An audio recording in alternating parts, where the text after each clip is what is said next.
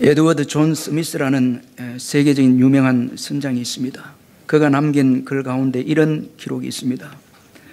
바다에서 지낸 내 40평생이 어떠했느냐고 누가 물으면 한마디로 별일 없었다 말할 것이다. 조난당한 일도 또 난파선을 본 일도 없다고, 그리고 어떤 조류와 재난이든 다 이길 수 있고 절망할 만큼 위험에 빠진 적은 한 번도 없었다. 이런 글을 남긴 이 에드워드 존 스미스라는 선장이 있습니다. 참 여러분, 그의 글에 보면 자신만만한 선장입니다. 40년의 경력을 자랑하는 세계적인 최고의 선장입니다. 그가 바로 이 타이타닉호 선장입니다. 실제로 그는 그 당시 최고의 몸값을 받았습니다. 최고의 몸값을 받은 선장이었습니다. 그러니 여러분, 그 당시에 최고의 그 배인 이 타이타닉호의 선장이 될 수가 있죠. 그러나 여러분, 한순간의 실수로 타이타닉호가 침몰되면서 이 에드워드 존 스미스는 바다에 추장이 되고 말았습니다. 참 40년의 그 경력, 참 여러분 뭐 별것 아닌 거예요.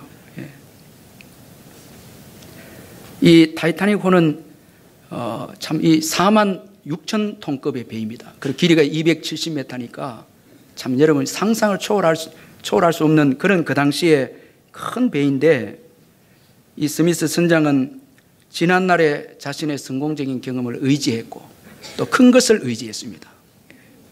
실제로 이 타이타닉호에 얽힌 이야기들을 이렇게 한번 보면은, 이 선장인 이 스미스 선장은 배에다 이 탐조등을 설치하지 않으면 물론이고 만안경을 갖춘 망대도 이 설치를 하지 않았다고 합니다.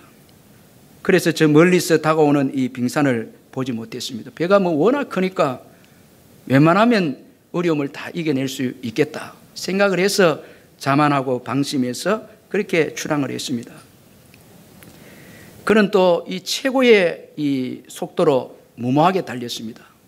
그때 22노트로 아주 빠르게 달렸는데, 이 4월이면 이 대서양에서 이제 빙하가 내려온다는 것은 이 선장들에게 다 이렇게 일반적으로 알려진 그런 이야기인데, 그는 이 빙하를 무시했습니다.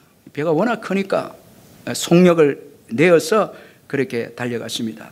이 당시에 이 타이타닉과 가장 가까운 위치에 있었던, 우리가 영화에도 보았지만 그 캘리포니아호 이제 그 구조를 하고 온 그 배인데, 이 캘리포니아호는 어둠을 맞이하자 엔진도 끄고 이제 또 여러 가지로 이제 서서히 나아가면서 이 빙산을 대비한 것입니다. 아주 조심하게 그렇게 이제 준비했죠. 그러나 타이타닉은 무모하게 속력을 내면서 항해를 해서 그 결과 이제 빙산과 충돌해서 파손이 되고 말았습니다. 이 1513명이 물에 빠져서 죽는 참 비참한 일들이 일어나게 되어졌습니다. 따라서 여러분, 지금까지 나의 이 성공적인 경험, 이 참 위험합니다. 어제의 그 작은 성공, 오늘의 큰 성공을 막는 거예요. 그 다 내려놔야 됩니다. 저도 내려놓고 여러분도 새해를 시작하면서 과거에 성공한 거 다 내려놓으시길 바랍니다. 그 붙잡으면 안 됩니다. 다 인기가 있었고 뭐 사람들에게 축하를 받을 일도 있었고 뭐 이런 일들이 있죠. 또 우리가 사업에 성공하고 이렇게 해서 사업이 위기에서 극복했다, 이런 지혜도 내려놓는 것입니다. 자, 그 다음에 큰 것 의지하면 안 됩니다. 큰일 납니다. 교회가 이제 커지고 숫자가 많아지면 우리는 기도를 소홀히 할 수 있습니다. 누군가 기도해 주겠지. 참, 그래서 새벽이나 이렇게 제가 수요 예배도 보면 뭐 내가 안 가도 기도하는 사람이 있으니까 기도하겠지. 참, 그게 위험한 거예요. 예배도 여러분 내려놓고 이렇게 하면 위험한 것입니다. 내 사업이 커지니까 이게 뭐 망해도 서서히 망하겠지. 여러분, 그렇지 않습니다. 한순간입니다. 건강, 이거 자신할 수 없습니다. 누가 자신할 수 있습니까? 또 여러분, 뭐 저축해 놓은 물질이 있으니까 내가 좀 예배 기도 느슨하게 해도 된다, 이것도 의지하면 안 되는 거예요. 참 여러분, 나의 경험 또 큰 거, 이거 의지하다가 우리가 큰일 날 수 있다라는 것입니다. 그래서 새해를 시작하면서 우리가 주님을 더 의지하고 주님을 더 바라보면서 그러면서 이 가난한 심령이 또 되기 위해서 몸부림치고 노력하는 것입니다. 주님만 바라보도록 저도 여러분들 노력하는 거예요. 십자가 앞에서 또 서는 것입니다. 그 은혜로 살기로 결심하는 것입니다. 그 은혜만이 또 한 해를 이끌어 주실 줄 믿습니다. 오늘 본문은 이 블레셋 장수 골리앗을 소개하고 있는데 성경은 그의 신상에 대해서 아주 정확하게 언급을 하고 있습니다. 그는 키가 6규빗 한 뼘이었습니다. 이 센티미터로 계산을 해보면 거의 290에서 3m 되는 키입니다. 참 여러분 굉장한 키잖아요. 그러니까 이 골리앗은 모든 사람을 다 아래로 봅니다. 이 키 때문에 할 수 없는 거예요. 그 모든 사람을 다 아래로 보는 거예요. 여러분 이 땅에서 아마도 최고 큰 사람이 아니었겠나 생각입니다. 나폴레옹은 키가 150 몇 센치였죠. 그가 재밌는 유머가 있는데 땅에서 재면 내가 최고 작지만은 하늘에서 재면 내가 최고 크다 이렇게 말했습니다. 그러나 어쨌든 골리앗은 여러분 아주 큰 사람입니다. 다 아래로 봅니다. 이게 지속되면 이제 멸시하고 모욕이 나옵니다. 참 그런 거예요. 자꾸 아래만 보다가 다 사람들 아래만 보이니까 교만해질 수 있다 이거죠. 또 여러분 이 갑옷은 어떻습니까? 57kg입니다. 완전 무장이고 두껍습니다. 그 어떤 칼과 창도 뚫을 수 없습니다. 누가 뚫겠습니까? 이 무거운 갑옷을 어떻게 뚫을 수 있겠습니까? 그의 창날은 또 어떻습니까? 창날만 무게가 7kg인데 한 대 맞으면 다 죽습니다. 그의 창에 맞아서 살 사람은 없습니다. 그리고 성경은 또 기록하기를 그는 어려서부터 용사다. 참 이 정도면 누가 골리앗을 상대할 수 있겠습니까? 여러분 최고의 거인이고 용사고 또 이 싸움에 모든 무장을 한 완벽한 그런 군인이었습니다. 용사였습니다. 여러분 이 어려서부터 용사다. 또 싸움을 도두는 자다. 전에 성경에 이렇게 표현인데 이것은 참편이다 이 말이에요. 그를 당할 자가 없다라는 거예요. 자, 그런데 문제는 골리앗이 이런 자신의 힘을 의지했습니다. 이 골리앗이 자신의 이 힘을 의지합니다. 그래서 그는 보이는 자신의 힘을 전부로 여겼습니다. 자, 자신의 힘을 의지하게 되어지니까 보이는 자신의 힘을 전부로 그렇게 여깁니다. 그래서 골리앗은 보이는 자신의 힘만 믿고 전쟁에 나온 이스라엘 백성들을 모욕하고 멸시합니다. 너무 초라하거든요. 이스라엘을 보니까 너무 초라합니다. 자신이 보이는 힘을 보고 그 힘만 보고 이스라엘을 보니까 초라합니다. 그래서 소리를 치고 상대할 자신이 있다. 또 내게 와서 상대해라. 그렇게 큰 소리를 칩니다. 여러분 이 보이는 힘만 의지한 이 골리앗입니다. 사울 왕도 마찬가지입니다. 보이는 힘만 또 그를 의지했습니다. 자, 시간은 좀 가지만 우리 사무엘상 14장 52절 한번 읽어보겠습니다. 사울의 삶의 행적에 대해서 한번 소개를 하고 있는데 사무엘상 14장 52절 한번 같이 한번 읽어보겠습니다. 시작. 사울이 사는 날 동안에 블레셋 사람과 큰 싸움이 있었으므로 사울이 힘센 사람이나 용감한 사람을 보면 그들을 불러 모았더라. 자, 여러분 이 사울도 아주 참 특이한 인생입니다. 다윗은 하나님을 의지했지만 사울은 점점 자신을 의지하고 또 세상에 보이는 힘을 의지해서 그는 보이는 용사들 또 힘센 자들을 불러 모으기 시작합니다. 이게 자기에게 유익이 되는 게 아니고 결국은 무너지게 되는데 보이는 힘이 전부인 것을 믿었기에 사울은 힘센 자들을 다 모읍니다. 골리앗도 마찬가지입니다. 보이는 자신의 힘만 믿었습니다. 그러나 여러분 우리가 한번 생각해 보면 강한 힘이라고 하는 것은 보이지 않는 데서 나오는 것입니다. 그래서 정말 힘이 센 분들은 힘을 감추죠. 다 힘을 감춥니다. 부도 감추고 지식도 감춥니다. 자신의 연약함을 알기 때문에 더 강한 힘이 있기 때문에 여러분 자랑하기보다 감추죠. 그러나 골리앗은 자기 힘이 최고다. 보이는 자기 힘이 최고다. 그렇게 생각해서 보이지 않는 힘을 보지 못했습니다. 여러분 빙산을 보십시오. 우리가 아일랜드 선교여행 갔을 때 그 빙산을 보여주는데 그 빙산의 70-80%가 바다의 밑에 있습니다. 위에 나와 있는 거는 불과 한 10%에서 25% 그것만 보이는 거예요. 그러니까 여러분 아, 저 정도쯤이야 뭐 헤쳐나갈 수 있다. 그런데 보이지 않는 밑에 바다에 감춰진 빙산은 어마어마하거든요. 그건 산입니다. 부딪히면 깨지는 거예요. 그러니까 어떻게 여러분 보이지 않는 힘이 없다 말할 수 있겠습니까? 사랑의 힘은 어떻습니까? 참 보이지 않지만 그 힘은 굉장하죠. 그 힘이 오늘 우리를 이끌고 있는 거예요. 칼이 이끄는 게 아니고 사랑이 이끄는 거예요. 하나님은 어떻습니까? 보이지 않지만 모든 것을 주관하시고 다스리시는 분은 하나님이십니다. 골리앗도 그의 손에 있습니다. 하나님의 손 안에 있는 거예요. 골리앗의 운명은 하나님께 있습니다.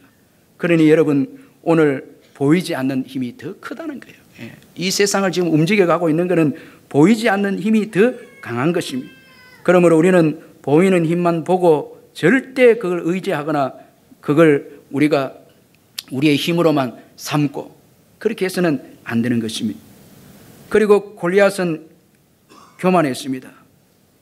여러분 자신의 힘을 의지하니까 교만합니다. 비교해서 자기보다 못한 이스라엘 백성들을 멸시하고 모욕했습니다. 여러분 이 교만이라고 하는 것은 싸움을 일으킵니다. 대결합니다.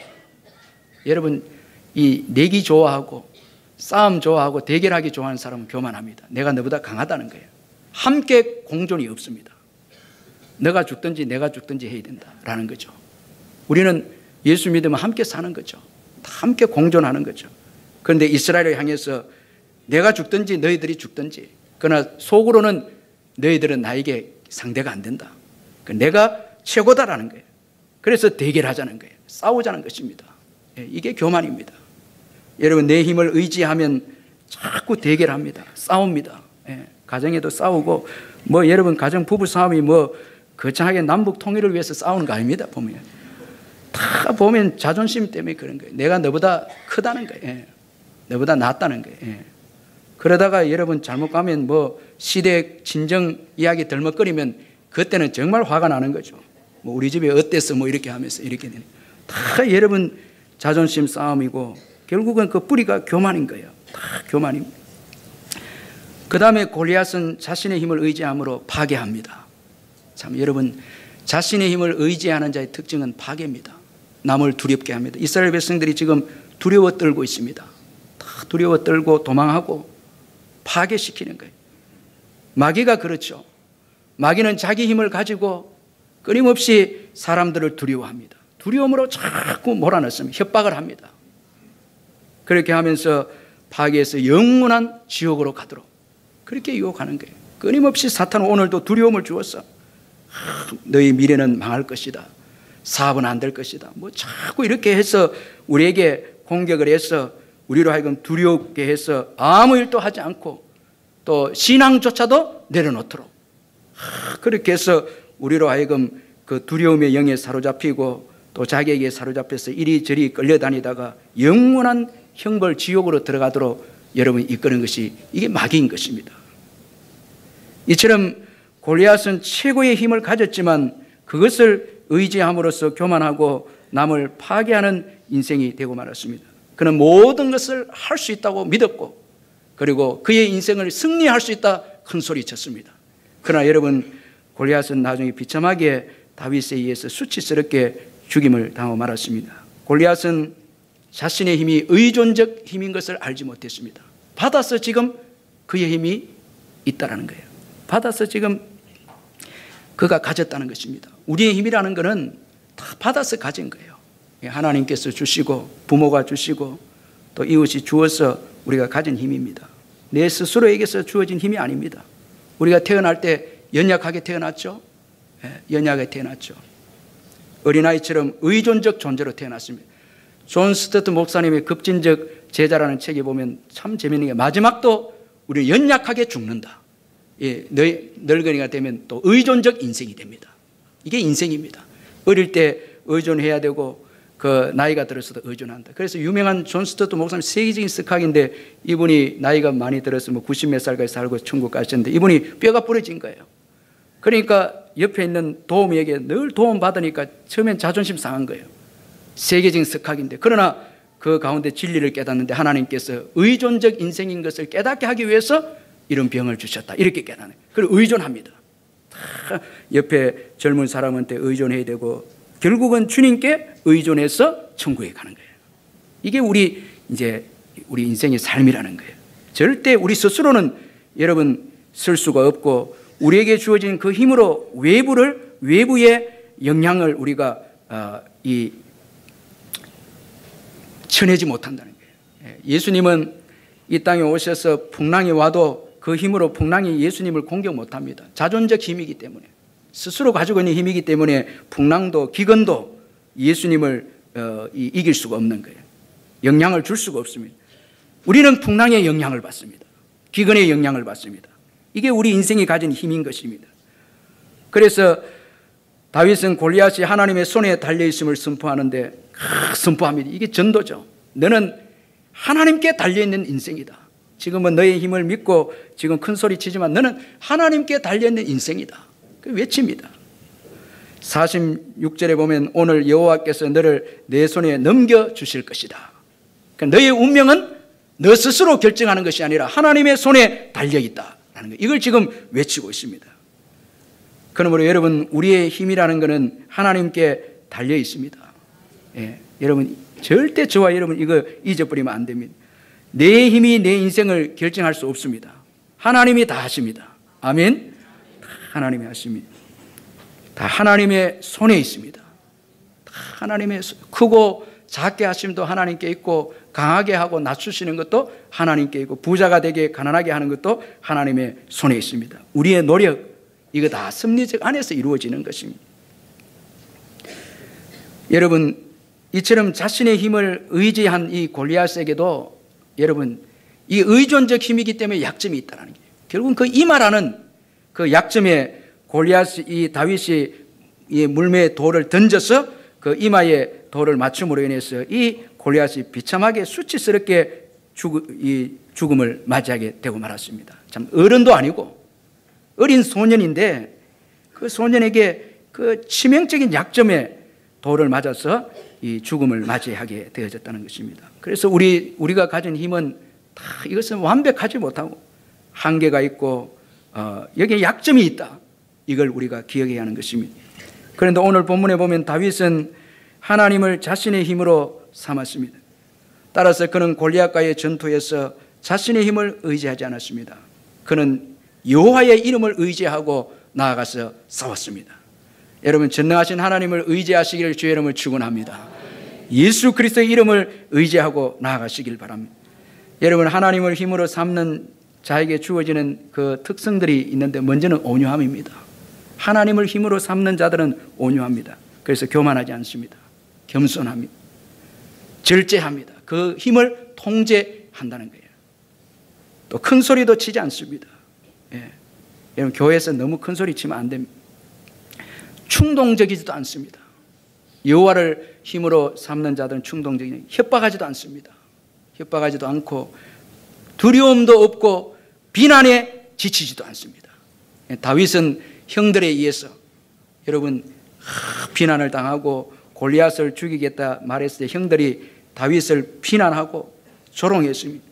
그러나 거기에 이 다윗이 낙심하거나 무너지지 아니했다는 게 이 온유함입니다. 이게 아주 약한 것 같아도 강한 것입니다. 하나님의 힘을 소유한 자들의 특징 온유함이라는 거예요. 그리고 사랑입니다. 하나님을 힘으로 삼는 자들에게 주어지는 특징은 사랑입니다. 성령의 충만함을 받은 자들의 특징은 사랑입니다. 그래서 하나님의 힘을 자기를 위해 쓰지 않고 고통 가운데 있는 자들을 세웁니다. 약한 자들을 돕습니다. 그래서 다윗이 양을 칠 때에 사자와 곰이 이 약한 양을 공격했을 때 그는 무모하리만큼 도전하면서 왜냐니까 하나님 아버지의 마음을 가졌기에 그 힘을 가졌기에 약자를 돕는 편에 서서 그 사자와 곰과 싸웠습니다. 그리고 골리앗으로 인해서 두려워 떠는 이스라엘을 위해서 싸웁니다. 이 소년인데도 성령이 충만하니까 하나님이 그의 힘이 되니까 약자들을 돌보기 위해 일어서는 다윗이었다는 거예요. 참 여러분이 아주 참 귀한 거죠. 오늘 저와 여러분이 성령 충만한 증거는 바로 마귀와 죄로 인해서 노예가 되어서 고통당한 자들을 건져내고 그들을 위해서 사랑을 베푸는 것이 진정으로 성령 충만한 삶이고 하나님께로부터 여러분 이 하나님을 힘으로 삼는 자들의 모습인 것입니다. 우리를 위해서 더 이상 살지 않습니다. 그리고 하나님을 힘으로 삼는 자들의 모습은 진리를 위해서 싸웁니다. 이 다윗은 진리를 대적하는 골리앗과 싸웁니다. 이 하나님의 힘은 정의입니다. 진리입니다. 그래서 진리를 향해서 대적할 때에 거룩한 분노를 갖는 것이 하나님을 힘으로 삼는 자의 모습인 것입니다. 여러분, 의가 죄에 무너지고 교회가 여러분 성장하지 않고 하나님의 이름이 욕을 먹고 성도들이 고통 가운데 있을 때에 여러분 아무렇게나 생각하지 않고 땅의 것만 생각하면서 추구하는 사람은 성령 충만한 사람이 아닙니다. 하나님을 힘으로 삼은 자들의 모습이 아닙니다. 하나님을 힘으로 삼은 이 힘으로 삼는 자들의 모습은 진리를 위해서 일어나는 것입니다. 의를 위해서 일어나는 것입니다. 그래서 어둠을 몰아내고 여러분 빛의 삶을 살게 하고 죄를 버리게 하고 마침내 하나님 나라가 임하게 하는 것이 바로 여러분 하나님을 힘으로 삼는 자의 모습이라는 거예요. 여러분 새해도 이런 역사가 우리 교회를 통해서 일어나기를 주의 이름으로 축원합니다. 저와 여러분들이 성령의 충만함을 받아서 일어나십시다. 그리고 하나님을 힘으로 삼는 자의 또 이 특징은 재능이 탁월해진다는 거예요. 다윗의 물매 기술 여러분 탁월하죠. 그런데 하나님께서 함께 하시니까 더 탁월해서 이 골리앗의 이마를 정통으로 여러분 이렇게 침으로 인해서 그 돌이 박혀서 쓰러지게 되는 그런 역사가 일어나게 되어졌습니다. 누가 하나님을 믿고 하나님을 의지하면은 더 손해다. 누가 그런 말을 합니까? 우리 자녀들이 고3이고 우리 자녀들이 지금 입시 중에 있으니까 좀 이때는 신앙생활 하지 않고 나중에 대학 들어가서 우리 자녀들이 이제 하나님을 믿게 되는 이런 일을 독려한다면 이건 어리석은 일입니다. 최고 중요한 그때에 하나님을 의지해야 합니다. 하나님께 기도해야 합니다. 그래서 마틴 루터는 이 기도하는 자가 공부도 잘한다 이런 말을 했습니다. 모든 사업도 여러분 모든 일도 다 기도를 통해서 되는 거예요. 아멘. 우리 옆에 분들 기도합시다 하면 인사하시기 바랍니다. 기도합시다. 그리고 또 인사하신 김에 한 번 더 찬송합시다 이렇게. 이 찬양도 능력이 있습니다. 여러분 일할 때에 기도하고 일하고 찬송하고 일하면 이 끝난 거예요. 불평하고 일하면 못합니다. 능력도 없고 아이디어도 없습니다. 뒤에 나중에 살펴보면. 그런데 기도하면서 일하는 거 이거 이길 수 없습니다. 거기에다 뭐예요? 찬양하면 그건 끝인 거예요. 왔단 거예요. 그거는. 찬양하면서 여러분 주의 보혈 능력이 있다 이렇게 하면서 쌀을 씻으면 그 밥맛도 좋은 거예요. 그게 교회 밥이 맛있는 이유가 거기에 있는 거예요. 일부에 다 은혜 받고 저 부엌에 투입되어 있잖아요. 얼마나 여러분 다 살아나는 거예요. 쌀도 주고 있다가 살아날까 이렇게 찬양하는데 찬양하고 실제로 저도 공부하는데 기도하고 예배 드리니까 되는 거예요. 공부가 되고 이때는데 이거 기도 없이 공부하려고 하면 안 되는 거예요. 안 되는 거예요. 전부 다 여러분 기도 없이 되는 게 어디 있습니까? 주님의 힘의 도우심이 없이 되는 게 어디 있습니까? 걱정하지 말고 사업도 기도하면 됩니다. 자꾸 여러분 기도 안 하니까 문제가 생겨 어려우지. 새벽에 와서 기도하고 사업하고 애들도 기도하고 옛날에는 우리 아이들이 그랬잖아요. 우리 SFC 때 이렇게 했잖아요. 학교 가기 전에 어디 왔으면 먼저 교회 와서 기도했다고요. 기도하고 그다음 이제 차 타고 학교 갑니다. 그리고 마치고 또 최고 먼저 온데 어디입니까? 교회 왔다고요. 기도하고 또 집으로 가고 이렇게 했습니다. 항상 먼저 교회 와서 기도하고 그래 했거든요. 그러니까 참 이게 플러스 알파가 되는 거예요. 여러분이 요셉, 다니엘, 다윗 다 지 노력으로 성공한 게 아닙니다. 열심히 노력해야 돼. 거기에 알파가 있어요. 하나님 의지하니까 상상할 수 없는 은혜가 있었다는 거예요. 그 인도해 주시는 거예요. 쭉 나가는 거예요. 여러분 이번에 여호수아 이 육상 계주 선수 대표 선수 그 여러분들 마지막에 그 0.004초 한국 계주 넘어지면서 그때 2등을 했다고요.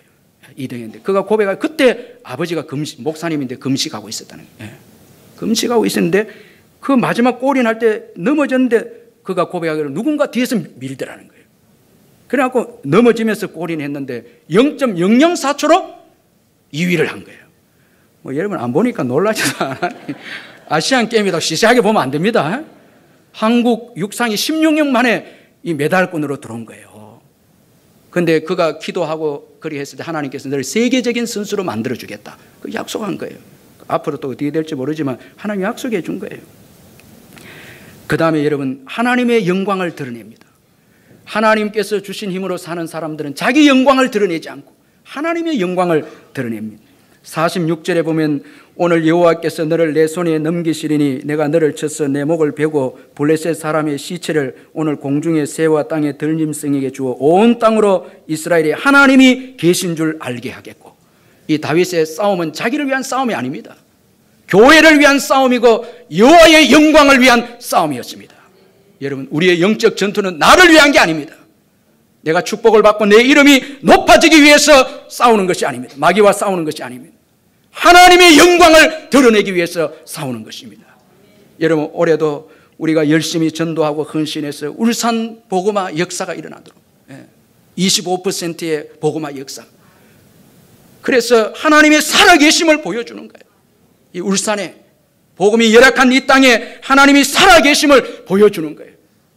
그래서 우리는 하나님의 영광을 위해서 여러분 살기로 결단해야 된다는 거예요. 그러니까 하나님의 힘을 받으면 하나님의 영광을 위해서 일어서는 거예요. 성령을 받으면 하나님의 영광을 위해서 일어서는 것입니다. 하나님의 영광을 위해서 일어서는 거예요. 성령의 충만함이 없으면 자기를 위해서 삽니다. 뭐 축복을 위해서, 땅의 것을 위해서 이렇게 살. 그러나 성령이 임하면 땅 끝까지 예수를 위해서, 정인으로서 예수를 위해서 일어나게 되는 것입니다. 할렐루야. 예수를 위해서 일어서는 거예요. 예수를 위해서. 여러분, 그 타이타닉 호가 이제 침몰되어질 때, 두 동가경이나 나서 침몰되어질 때 아수르장이 됐는데, 그때 여러분 영화에도 보았지만 그 악사들이 있는데 연주를 합니다. 다 이제 연주들이 이제 그만하자 하고 이제 헤어졌는데, 그때 한 사람, 이 웰레스 하틀리라는 한 사람이 끝까지 연주를 합니다. 그는 세상 노래를 연주하지 않고 찬송가를 연주합니다. 4주를 가까이 하면 연주합니다. 이때 그 악사들이 다시 몰려옵니다. 자, 여러분, 이분이 이 웰레스 하틀리라는 분이 이 타이타닉을 탈 때 목적이 복음을 위해서 탔습니다. 이 뭐 아메리칸 드림을 위해서, 뉴욕 드림을 위해서 타지 않고 복음을 위해서 탄 거예요. 목적이 분명히 있습니다. 그러나 침몰에서도 흔들리지 않았어요. 목적이 있으니까 흔들리지 않았다는 거예요. 오늘 우리 그리스도인들이 복음 전거에 목적이 없으니까 시련이 오고 고난이 오고 죽음이 오니까 흔들립니다. 또 잘못 평가합니다. 복음을 위해서 죽은 것은 영광인데 잘못된 죽음이다. 이렇게 우리는 말합니다. 그렇지 않습니다. 여러분, 이 웰레스 하틀리라는 이 사람의 연주 때문에 그 흑암 가운데 죽어가는 사람들이 찬송하기 시작했습니다. 그러면서 이제 깊은 바다로 수장이 됩니다. 죽음을 맞이합니다. 아니, 죽음을 이긴 것입니다. 그분의 하나님의 영광을 위한 삶 때문에 죽음을 맞이한 것이 아니라 죽음을 향해서 도전해서 천국으로 들어간 것입니다. 찬송한 역사가 일어난 것입니다. 이것이 하나님의 영광을 위해서 사는 우리의 모습인 것입니다. 하나님의 힘을 받을 때, 성령의 권능을 받을 때 이런 삶이 되는 거예요. 성령의 충만함이 없을 때는 이런 삶이 나타날 수가 없는 거예요. 그리고 문제를 향해서 담대하게 나아가서 마침내 승리합니다. 48절 49절에 보면 블레셋 사람이 일어나 다윗에게로 마주 가까이 올 때에 다윗이 블레셋 사람을 향하여 빨리 달리며 손을 주머니에 넣고 돌을 가지고 물매로 던져 블레셋 사람의 이마를 치며 돌이 그의 이마에 박히니 땅에 엎드려지니라. 참, 하나님의 힘을 가진 자는 문제 두려워하지 않고 도망치지 않고 적극적으로 문제를 향해서 나아가서 싸워서 마침내 승리합니다. 이게 하나님 주시는 힘입니다. 쇠하지도 않고. 여러분, 하나님의 힘은 여러분 쇠하지도 않는 그런 힘인 것입니다. 곤비하지도 않는 힘인 것입니다. 그래서 마침내 문제를 이기고 마는 것이 하나님의 힘인 것입니다. 그래서 여러분, 새해에도 성령 충만한 우리 부장들, 성령 충만한 일꾼들이 배치가 될 때에 그 부서가 부흥이 되는 거예요. 일하는 거예요. 자꾸 일하지 않고 다른 박질하지 않고 복음을 위해서 뛰지 않고 복음을 위해서 헌신하지 않는 자들은 다 여러분 이게 하나님 주신 힘을 받지 못한 자들이에요. 하나님의 힘을 주시면 꿈틀거리고 일어나서 뛰는 거예요. 복음을 위해서 다른 박질하는 게 아이디어를 내고 헌신하고 그렇게 해서 마침내 문제를 돌파해내고 이겨내는 것입니다. 그래서 새로운 역사를 써내는 것입니다. 이게 성령의 충만한 자들의 모습인 것입니다. 문제를 뚫고 나가는 거예요. 부흥이 안 되는 것도 부흥이 되게 뚫고 나가는 거예요. 성령이 역사하면 장애물, 언어의 장애물, 여러분 그 다음에 문화의 장애물, 모든 것이 여러분 다 여러분 이 장애물이 다 사라져서 여러분 예루살렘과 유다와 그리고 마침 사마리아 땅끝까지 막 장벽을, 언어의 장벽, 문화의 장벽, 그 다음에 원수도 다 여러분 장애물을 제거해서 마침내 복음이 로마까지, 바울이 로마까지, 스바냐까지 가게 하게 만드는 것입니다. 놀라운 역사가 성령의 능력인 것입니다. 여러분 왜 패배했습니까? 내 힘을 의지했기 때문에 그렇지 않습니까? 하나님이 주시는 힘을 의지하고 살아갈 때 승리는 우리의 것이 될 줄로 믿습니다. 다윗은 시편 18편 1절에서 이렇게 노래했습니다. 나의 힘이 되신 여호와여 내가 주를 사랑하나이다. 참 여러분 너무너무 귀한 말씀입니다. 하나님을 힘으로 삼았기에 다윗이 지금 하나님을 사랑한다 고백합니다. 나의 힘이 되신 여호와여 내가 주를 사랑합니다. 이 말씀 속에는 당신이 나의 힘이 되어 주었기에 내가 당신을 사랑합니다. 더 중요한 것은 당신의 힘이 신실했기에 한 번도 나를 실망시키지 않았기에 오늘 내가 당신을 사랑합니다. 그 고백입니다. 여러분 인생의 마지막 때 이런 분들이 있습니다. 원망하면서 끝내는 사람도 있습니다. 이런 내게 주어진 게 왜 이런 힘든 인생이 원망하면 또 어떤 분들은 무의미했습니다. 이렇게 말을 합니다. 재미없었습니다. 이런 말을 합니다. 여러분 어떤 분들은 또 억울하다 이렇게 마감하는 인생도 있습니다. 그런데 다윗은 여호와를 사랑합니다. 사랑하는 인생으로 마감을 하고 있다는 게, 이 사랑한다 중요하거든요. 이게 만족한다는 게, 행복하다는 거예요. 자, 여러분 사랑받는 것도 행복하지만 사랑받을 때는 모릅니다. 행복한 줄 모릅니다. 깨닫지 못해서. 그러나 사랑할 때는 사랑받는 때 행복한 것도 같이 아는 거예요. 그 행복한 거예요. 사랑할 때 자원이 나옵니다. 내가 스스로 일하는 거예요. 야곱이 라헬을 사랑했을 때 수년을 수일처럼 여겼다. 막 신나게 일하는 거예요. 사랑할 때 위대한 헌신이 나옵니다. 위대한 건축, 성전 건축의 역사도 다윗의 사랑에서 나온 거예요. 하나님의 그 신실하신 그 사랑을 받았을 때 그 사랑이 나온 거예요. 여러분 하나님은 그를 힘으로 삼는 자를 실망시키지 않습니다. 그러니까 사랑이 나오는 거예요. 살아보니까 여러분 하나님은 한 번도 실망시킨 적이 없었다는 거예요. 세상 힘은 실망시키고 골리앗도 자신의 힘에 실망당했을 것이에요. 하나님은 그렇지 않다니. 그래서 다윗이 마지막 고백하기를 하나님 사랑합니다. 하나님 사랑합니다 고백하는 거예요. 너무너무 좋은 거예요. 하나님을 힘으로 삼고 살아보니까 너무너무 행복했다는 거예요. 그래서 너무너무 축복이다는 거예요. 그래서 나는 너무 행복하고 너무 좋습니다. 당신을 사랑합니다. 나의 힘이 되신 여호와여 내가 주님을 사랑합니다. 자원도 나오고 의미도 있죠. 최고 가치는 하나님을 사랑하는 인생이니까 행복하죠. 뭐 위대한 헌신도 나오죠. 예. 하나님 사랑하면요 예배도 일찍 오는 거예요. 막 일찍 와서 기다리고 봉사도 막 열심히 하고 아이디어를 짜내면 자원에서 아이디어가 나오거든요. 막 자원에서 아이들 섬깁니다. 신나게 사는 거예요. 이게 하나님 사랑하는 데서 나오는 축복이 아닙니까? 하나님을 힘으로 삼는 자들은 사랑하는 인생이 될 줄로 믿습니다. 예. 그 행복이 최고 큰 행복입니다. 여러분 하나님을 사랑합니까? 그럼 여러분들은 하나님을 힘으로 살았기에 하나님을 사랑한 거예요. 살아보니까 그분은 한 번도 나를 실망시킨 적이 없었다. 이렇게 고백해서 우리가 하나님을 사랑한다 고백하는 거예요. 여러분 이찬수 목사님이 분당 우리 교회인데 이분이 사랑의 교회에서 10년 동안 청소년 사역하다가 오랫동안 했죠. 그것만 하다가 이제 분당에 개척을 했는데 그분이 이런 고백을 했습니다. 참 이 재밌는 그 고백인데 내가 중고등부 아이들에게 10년간 마음을 쏟았더니 하나님은 중고등학교 이 건물로 교회를 시작하도록 대갚아 주셨다. 하나님만 위해 수고하며 사는 사람에게는 하나님의 은혜가 있다. 참 하나님을 의지하는 인생을 실망시키지 않습니다. 그 중고등부 사역을 하니까 하나님께서 중고등 이 학교 건물을 강당으로 교회를 세울 수 있도록 축복해 주셨다는 것입니다. 그러므로 여러분 하나님을 힘으로 삼는 인생은 실망하지 않습니다. 새해에도 다윗처럼 여호와의 이름으로 나아가십시다. 하나님만으로 힘으로 삼고 살아가십시다. 여기에 승리가 있고 내 인생의 마지막에 사랑합니다 고백이 주어질 줄 믿습니다. 우리 말씀